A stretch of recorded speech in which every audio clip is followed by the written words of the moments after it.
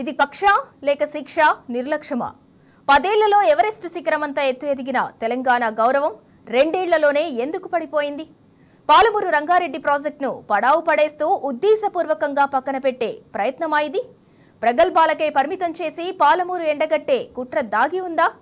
కేసీఆర్ పాలనలో 90% పూర్తయిన పాలమూరు ప్రాజెక్టులో మిగిలిన 10% పనులు ఎందుకు పూర్తి చేయలేదు? రాజకీయం కోసం రంగులు మార్చే గుంట నక్కలా మారిన గుంపు మేస్త్రి ఈ దుస్థితికి కారణం కాదా? తన ప్రాంతం కోసం ప్రాణాన్నైనా లెక్క చేయని ఉద్యమ సింహంలా పోరాడిన కేసీఆర్ను బద్నాం చేసే దిక్కుమాలిన ఎత్తుగడ కాదా? 14 ఏళ్ల పోరాటాన్ని 10 ఏళ్ల ఆరాటాన్ని అటకెక్కించే ప్రయత్నం కాదా? పాలమూరు రంగారెడ్డి ప్రాజెక్టు కట్టి తీరుతానని నిండు సభలో శపథం చేసిన గులాబీ దళపతి పాలమూరును పచ్చని మణిహారంగా మారిస్తే దాన్ని ఎండు ఎడారిగా మార్చే ప్రణాళిక వేస్తుంది ఈ కర్కశ కాంగ్రెస్ పాలకులు కాదా? ఒకే ఒక్క ప్రెస్ మీట్ లో కేసీఆర్ అడిగిన ప్రశ్నకు సమాధానం లేక ఆంబోతులాగా ఎందుకు విరుచుకుపడుతున్నావు మిస్టర్ రేవంత్? మే 5, 2025న పాలమూరు ప్రాజెక్టు డిపిఆర్ కేంద్రం తిప్పి పంపితే డిపిఆర్ ను రీసబ్మిట్ చేయకుండా ఏం చేస్తున్నట్లు? ఏ ప్రాజెక్టు ఏ బేసిన్లో ఉంటుందో తెలియని అసమర్థ పాలకులు 2 ఏళ్ల పాలమూరు ప్రాజెక్టును గాలికి వదిలేసిన నిజం కాదా?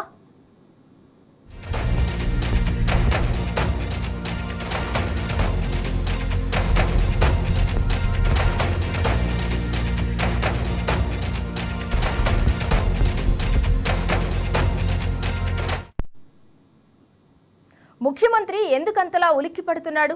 తేలుకుట్టిన దొంగలా ఎందుకు ఆగమవుతున్నాడు? సోయి తప్పి స్థాయి మరిచి ఎందుకు అరుస్తున్నాడు? పట్టరాని ఫ్రస్ట్రేషన్తో ఎందుకు ఉక్కిరిబిక్కిరవుతున్నాడు? విచక్షణ కోల్పోయి బూతు మాటల దాకా ఎందుకు పోతున్నాడు? ఎందుకంటే కేసీఆర్కు రేవంత్ అడ్డంగా దొరికిపోయాడు కాబట్టి. బాబు మాయను రేవంత్ బండారాన్ని ఏకకాలంలో నడి బజార్లో కేసీఆర్ నగ్నంగా నిలబెట్టారు కాబట్టి. గుట్టురట్టయిందని భయపడుతున్నాడు కాబట్టి. పాలమూరు రంగారెడ్డిపై గురువు శిష్యుడి గూడుపుటాని బయటపడిందని బెంబేలెత్తిపోతున్నాడు కాబట్టే ఆ ఫ్రస్ట్రేషన్, కాబట్టే ఆ బూతుల పురాణం.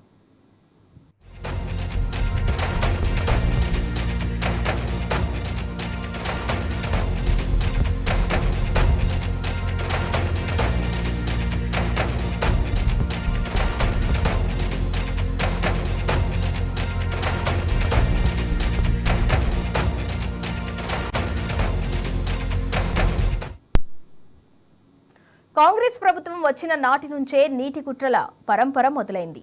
తెలంగాణ ప్రాజెక్టులకు పచ్చి వ్యతిరేకి అయిన ఆంధ్ర అధికారిని ఇక్కడ సలహాదారుగా పెట్టుకున్నది కూడా అందుకే. ఏకంగా 45 టీఎంసీల నీటి వాటాను సమైక్య బాబుల ప్రాపకం కోసం వదిలేసుకున్నాడీ గుంపు మేస్త్రి. ఏ నీరు లేక పాలమూరులో పల్లెలో పల్లేరు మొలిచాయో ఆ జిల్లాను సస్యశ్యామలం చేయాల్సిన ప్రాజెక్టుకు పక్కన పెట్టేస్తున్నాడీ దండుపాల్యం దళపతి. కృష్ణాలో మన నీటి హక్కులను నీళ్లొదిలేస్తున్నాడు. ఏపీ 200 టీఎంసీల గోదావరి జలాలు మళ్లించుకుపోతే అందుకు ప్రత్యామ్నాయంగా కృష్ణా నీటిలో తెలంగాణకు అదనపు వాటా ఇవ్వాలన్న బచావత్ ట్రిబ్యునల్ మాటను కూడా అటకెక్కించాడు. బాబు అండ్ కో పన్నాగం పన్నింది కూడా ఇక్కడే. కృష్ణాలో అదనపు వాటా దక్కకుండా కుట్రలకు పదును పెట్టింది కూడా అప్పుడే. పావులాంటి రేవంత్ సర్కార్ ఆ చర్యలకు తలూపేలా చేసిన ఆంధ్రబాబు మైనర్ అనుమతులు కోరేటట్టు చేసి తద్వారా పాలమూరు గొంతు కోసేలా పొరుగు రాష్ట్రానికి పదును పెట్టిన గొడ్డలిని అందించింది. ఈ ఘోరాల చిట్టా కేసీఆర్ దగ్గరుంది. ఆ వివరాలు తన చేతికందడంతో ఏపీతో రేవంత్ కుమ్మక్కైనట్టు ఆధారాలతో బయటపెట్టారు కేసీఆర్. నిజానికి గులాబీ దళపతి లేవనెత్తింది మామూలు విషయం కాదు. బాబు మాయను రేవంత్ బండారాన్ని ఏకకాలంలో నడి బజార్లో నిలబెట్టారాయన. అందుకే రేవంత్లో అంత అసహనం, అంతటి ఆక్రోశం. మా స్ట్రాటజీ ఏంది? పాలమూరు రంగారెడ్డి ఎత్తిపోతల పథకానికి 170 టీఎంసీలు తీసుకోవాలి. This was the strategy of BRS government. ఎక్కడి నుంచి తీసుకోవాలా? అనేక ఆంక్షలు, మాటలు బట్టి డైలాగులు. పాలమూరు గురించి గంటెడు నీళ్ళు అడిగిన వదిలేడేవాడు. ఇంత కేటాయించండి, ఈ కరువు జిల్లా ఉంది అడిగేవాడే లేడు. ఆనాటి సమైక్య ప్రభుత్వం చేసిన ద్రోహం. బచావత్ ఏం చేసిండు? మాకు చూడబుద్ధి అయితే లేదు, ఇది మా అంతల మేమే సూమోటో ఈ సమైక్య ప్రభుత్వం ప్రతిపాదించకపోయినా ఒక 17 టీఎంసీ జూరాల ప్రాజెక్టు మంజూరు చేస్తున్నాము.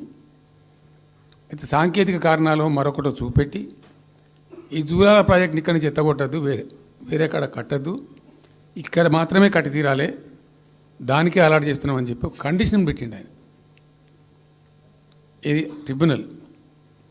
అతను ఒక న్యాయమూర్తిగా పనిచేసిన వ్యక్తి కాబట్టి చూడబుద్ధి కాక ఆ బాధ భరించలేక ఈ కామెంట్ కూడా రికార్డు చేసిండు ట్రిబ్యునల్లో. ప్లస్ ఆ 17 TMC జూరాల ప్రాజెక్టుకు కేటాయించిండు. ఎంత విషాదం అంటే అది ఎప్పుడో 74లో 74 నుంచి 78 దాకా జరిగింది కథ అంతా. అతను కేటాయిస్తే దానికి ముట్టినోళ్ళు లేడు, పట్టుకున్నోళ్ళు లేడు, తీసినోళ్ళు లేడు. అంజయ్య గారు ముఖ్యమంత్రి అయినాక ఒక ఏడాది తర్వాతనేమో అప్పుడు అంజయ్య గారు దానికి ఫౌండేషన్ స్టోన్ వేసారు. ఫౌండేషన్ స్టోన్ వేస్తే ఇక అది మెల్లగా తెలంగాణ ప్రాజెక్ట్ కదా, ఇప్పుడు పట్టుకున్న లేడు, దాన్ని మాట్లాడినోడు లేదు, అయ్యలేదు, అవ్వలేదు, ఒక అనాథలాగా ఆ బ్యారేజ్ వరకు కట్టేశారు. దానికి కాలువలు లేవు, నీళ్ళు రావు, పొలాలు పారాయి, కృష్ణానది నీళ్ళు వస్తుంటాయి, గేట్ల ద్వారా పోతుంటాయి. ఇలా మొత్తం విస్తారంగా మాట్లాడినాం, చర్చించినాం, చాలా పెద్ద ప్రజా ఉద్యమానికి శ్రీకారం చుడతాం. కంపల్సరీ పాలమూరు, రంగారెడ్డి, నల్లగొండ జిల్లాలలో గ్రామాన దానికి పోస్టర్ డిజైన్ అవుతుంది, కరపత్రం డిజైన్ అవుతుంది, ప్రజా ఉద్యమాలు చేస్తాం, పెద్ద బహిరంగ సభలు పెడతాం. నేను స్వయంగా అటెండ్ అవుతున్న బహిరంగ సభలకు. ప్రజాక్షేత్రంలో ఈ ప్రభుత్వం యొక్క నిష్క్రియాపరత్వాన్ని ఎండగడతాం. ఇప్పుడు వాయిస్ అయితే తెలంగాణకు, మరి తెలంగాణకు ఉన్న ప్రభుత్వం మాట్లాడకపోతే ఇంకెవరు మాట్లాడాలా? మాకు 2 బాధ్యతలని, ఒకటి తెలంగాణ తెచ్చిన పార్టీగా, రెండవది ప్రధాన ప్రతిపక్షంగా కూడా కంపల్సరీ మా డ్యూటీ మేము చేయాలి. అందుకోసం గాను వీళ్ళు ఏదో తమాషకు మేము అదోటి ఇదోటి అడ్డం పొడుగు మాట్లాడి, కిరికిరి మాటలు మాట్లాడి, ఈ కారు కూతలు కూసి ఏదో చేస్తామనుకుంటే నడవదిగా. ఈ ఏళ్ళ దాకా వేరే కథ, రేపటి నుంచి వేరే తోలు తీస్తాం ఎక్కడికక్కడ. ప్రజలు ఖచ్చితంగా ఎక్కడికక్కడ నిలబెట్టే ప్రయత్నం చేస్తాం, అడుగున చెక్ చేస్తాం, ప్రతి విషయంలో చెక్ చేస్తాం. పాలమూరు రంగారెడ్డి ఎత్తిపోతల పథకం కేసీఆర్ ప్రభుత్వ హయాంలో 90% పనులు పూర్తయినా 2 ఏళ్లుగా ఎందుకు ముందుకు పోవటం లేదు? కేసీఆర్ ఆనవాళ్లను చెరిపేస్తానన్న సీఎం రేవంత్ శపథానికి పాలమూరు ప్రాజెక్టు బలవుతోంది. అందులో భాగంగానే 2 ఏళ్ల క్రితం 5,000 కోట్ల కాలువల టెండర్లను రద్దు చేశాడీయన. కేంద్ర జల సంఘం DPRను వెనక్కి పంపేదాకా కేంద్రం అడిగిన వివరాలు పంపకుండా రేవంత్ ప్రభుత్వం ఉద్దేశపూర్వకంగా మొండికేసింది. సాధారణంగా తెలంగాణ అనగానే 2 కళ్ల సిద్ధాంతాన్ని బోధించే చంద్రబాబు ఇదే అదునుగా పాలమూరు ప్రాజెక్టుపై 3వ కన్ను తెరిచాడు.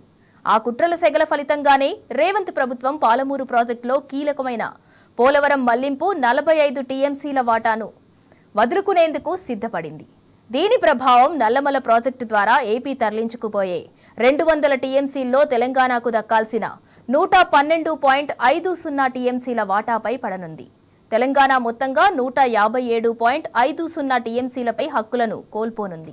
సాక్షాత్తు రాష్ట్ర నీటిపారుదల శాఖ మంత్రి ఉత్తమ్ కుమార్ రెడ్డి కేంద్రానికి లేఖ రాయటంతో తెలంగాణకు దక్కాల్సిన నీటి హక్కులతో పాటు భవిష్యత్తు ప్రయోజనాలకు గండిపడే అవకాశముందని సాగునీటి రంగ నిపుణులు ఆందోళన వ్యక్తం చేస్తున్నారు. కాంగ్రెస్ ప్రభుత్వం మార్పు అని చెప్పి ఊదరగొట్టి ప్రజలకు హామీలిచ్చి అధికారంలోకి వచ్చి 2 ఏళ్ళయి ఏం జరిగింది, ఏం ఒరిగింది అంటే 3 జరుగుతున్నాయి. కూల్చివేతలు, పేల్చివేతలు, ఎగవేతలు. గంతే. ఈ ప్రభుత్వం ఏందా అంటే కట్టే కొట్టే తెచ్చే అని చెప్పినట్టు కూల్చివేతలు, పేల్చివేతలు, ఎగవేతలు.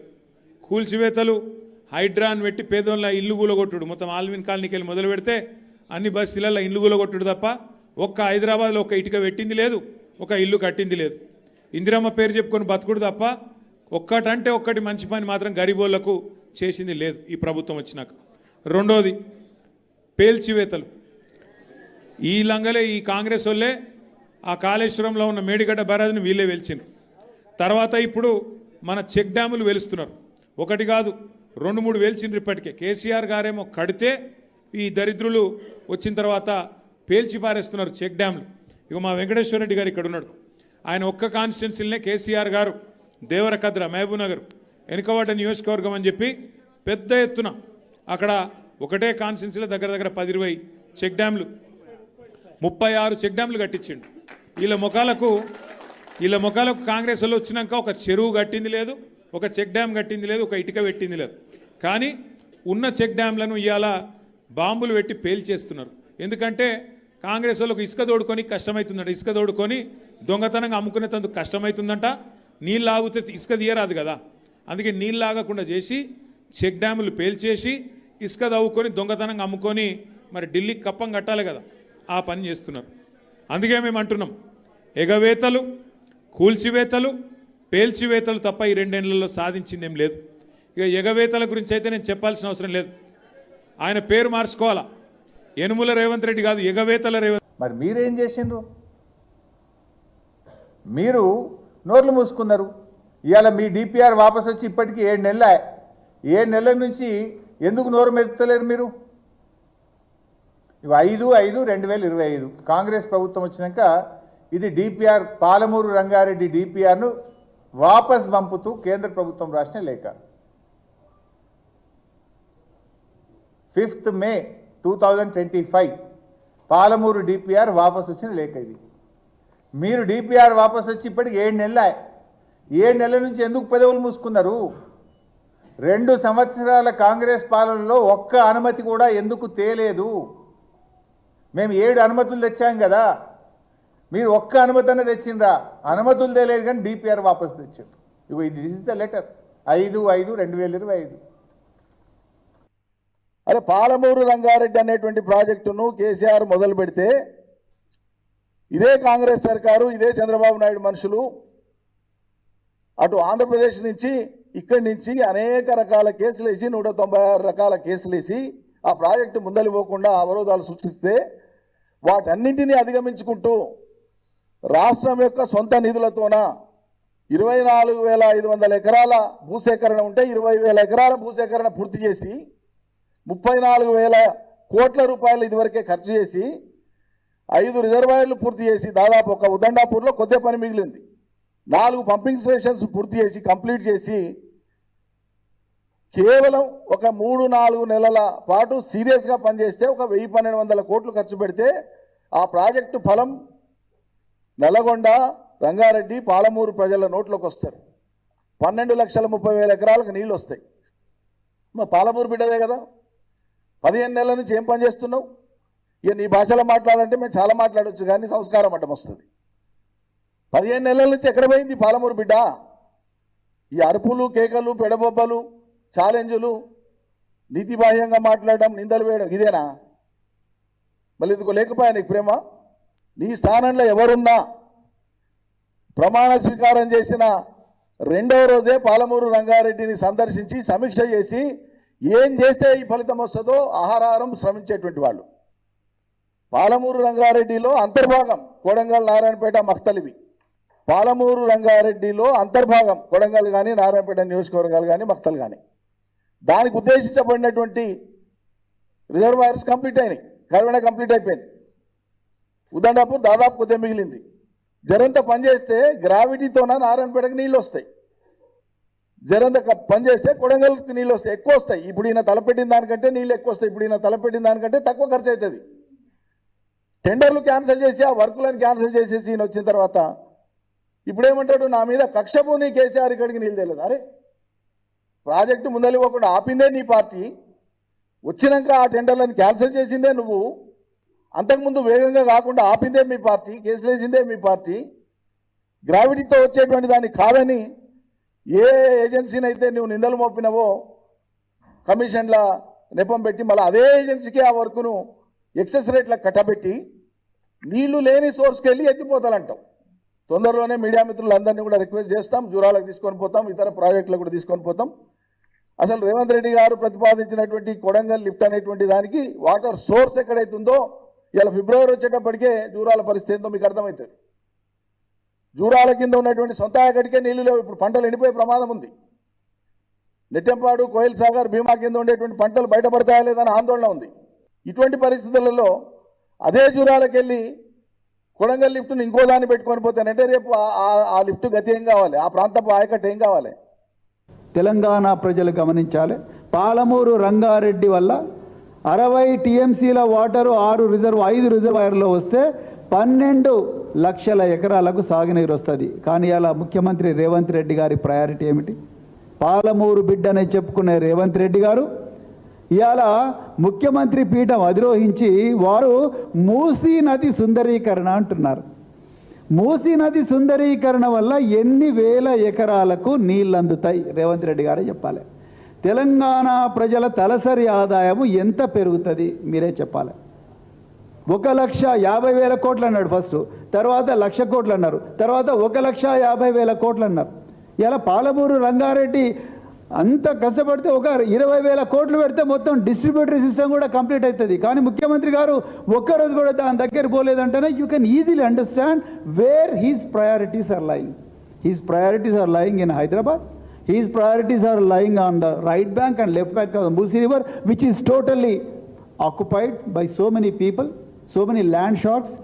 అక్కడ ఉన్న ఈ మూసీ రివర్ను దాంట్లో ప్రజల తలసరి ఆదాయం ఏమాత్రం పెరగని మూసీ రివర్లో 1,50,000 కోట్ల రూపాయల ప్రజాధనాన్ని తగలేసే బదులు అదే పాలమూరు రంగారెడ్డిలో మిగతా వర్క్ ఏదైతే 20% 30% మిగిలిందో దాన్ని కంప్లీట్ చేస్తే లక్షలాది ఎకరాలు సాగునీరు వస్తుంది, వేలాది గ్రామాలకు తాగునీరు కూడా వస్తుంది. మరి ఎందుకు రేవంత్ రెడ్డి గారు ఆలోచించడం లేదు? నిజానికి 8 నెలల పాలనలో ఇరిగేషన్ మీద కాంగ్రెస్ ప్రభుత్వం తీసుకున్న నిర్ణయాలేమో చూడండి మీరు.